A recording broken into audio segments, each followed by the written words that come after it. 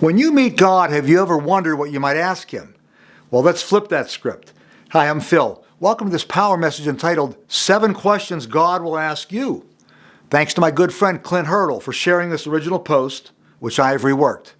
And before I start, please take a moment to click on the subscribe button of our YouTube channel so you'll receive all of our new Power Gospel videos. If you grew up in a Jewish family, you would have been taught from a young age that there is one God and you are to worship, love, and respect Him. Nowhere is this more succinctly stated than in Deuteronomy chapter 6. Hear, O Israel, the Lord our God, the Lord is one. And you shall love the Lord your God with all your heart, with all your soul, and with all your strength. This passage was written by Moses 600 years before the emergence of Jesus Christ. So when Jesus was asked one day by a Jewish teacher, which is the first or the greatest commandment, Jesus immediately quoted from Deuteronomy, yet he added a twist. In Mark chapter 12, he reads like this. The first of all the commandments is, Hear, O Israel, the Lord our God, the Lord is one. And you shall love the Lord your God with all your heart, with all your soul, with all your mind, and with all your strength. This is the first commandment. Now here comes the addition. The second, like it, is this. You shall love your neighbor as yourself. There is no other commandment greater than these. Love your neighbor as yourself. Wow. And Jesus was not just referring to your actual neighbors, people whom you attend block parties with and borrow tools from. When Jesus says your neighbor, he literally means all of mankind, everyone. So with this backdrop, love God and love your neighbor, all of humanity as yourself, let's consider these 7 questions that you very well might be asked. Number 1, God won't ask what kind of car you drove. God will ask, how many people without transportation did you drive?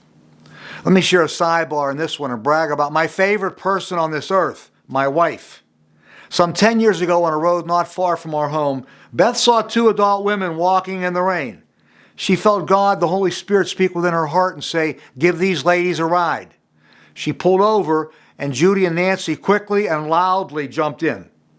Over the next mile, Beth learned that these 2 were high-functioning special need adults, sisters, and they both worked at a local McDonald's, and they walked to and from work each day 2 miles.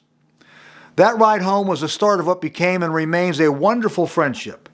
Daily calls, weekly shopping trips, monthly dinners, and holidays at our home. Beth became their advocate and figured out how to secure all kinds of assistance for Judy and Nancy, including rides to and from work. Number 2, God won't ask the square footage of your house. He will ask, how many people did you welcome into your home? Number 3, God won't ask about the clothes in your closet. He will ask, how many people did you help to clothe? So far, these first 3 questions are also referenced in a sermon that Jesus delivered in Matthew chapter 25. Lord, when did we see you hungry and feed you, or thirsty and give you something to drink? When did we see you a stranger and invite you in, or needing clothes and clothe you? When did we see you sick or in prison and go and visit you? The king will reply, truly I tell you, whatever you did for one of the least of these, you did it for me. Number 4, God won't ask what your highest salary was. God will ask, did you ever compromise your character to obtain your earnings? Number 5, God won't ask what your job title was. God will ask, did you do your work unto me and perform your job to the best of your ability? Numbers 4 and 5 remind me of Colossians chapter 3. Whatever you do, work heartily as for the Lord and not for men, since you are serving the Lord Christ. Number 6, God won't ask how many friends you had.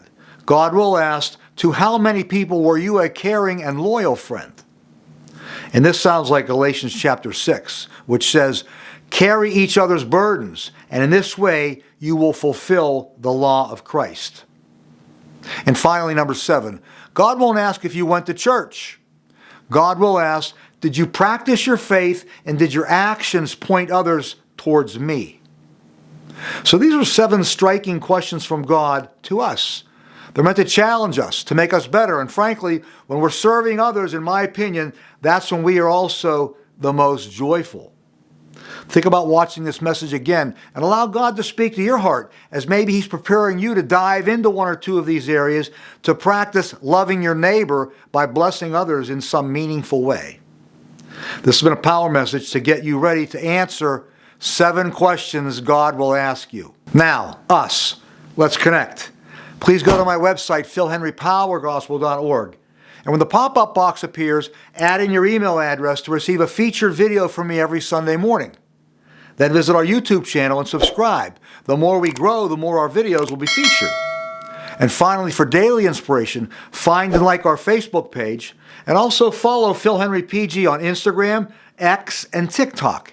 And until next time, may God bless you and empower you.